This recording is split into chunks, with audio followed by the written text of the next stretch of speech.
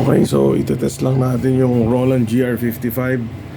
Saka sa mga nagtatanong nung ginawa ko na 13-pin to guitar adapter at saka yung USB playback. So ayan, mga nakalagay. Mga effects na nandito sa table ko para sure na hindi galing sa kung saan. Wala rin nakalaksak.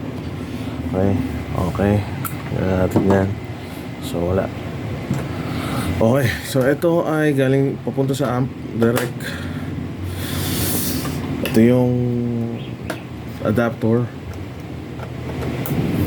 At ito naman yung power supply. Okay. Tapos guitar. Sasaklan natin yung guitar.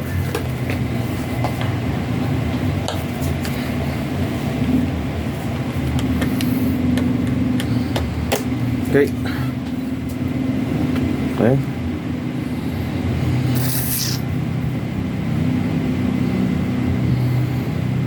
Okay. On yung amp. Okay.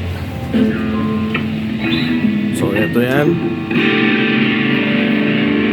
Saan natin konti. Oh, wala pa ako sa tono. Okay. So para i-sure na ito yun gumagana. Okay. Oh, so nawala.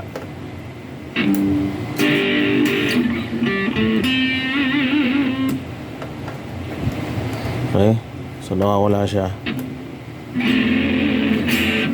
Tapos anong text natin i-test yung power ay yung audio player. Okay. So yan, dito galing, syempre. Lakasan natin para sure pero malakas talaga Okay, so okay, tapos na tayo dito. Tapos ano pa ba? Okay naman, gumagana naman lahat ng okay, ito pala. Nasa na edit. So para mapagana nyo, ito ang i-on nyo lang is normal pickup. Obviously kapag hindi yung GK pickup yung gamit nyo, hindi nyo magagamit yung PCM at saka models. Normal pickup lang tayo. Tapos ano pa ba? Expression pedals. Punta tayo para sure na gumagana lahat.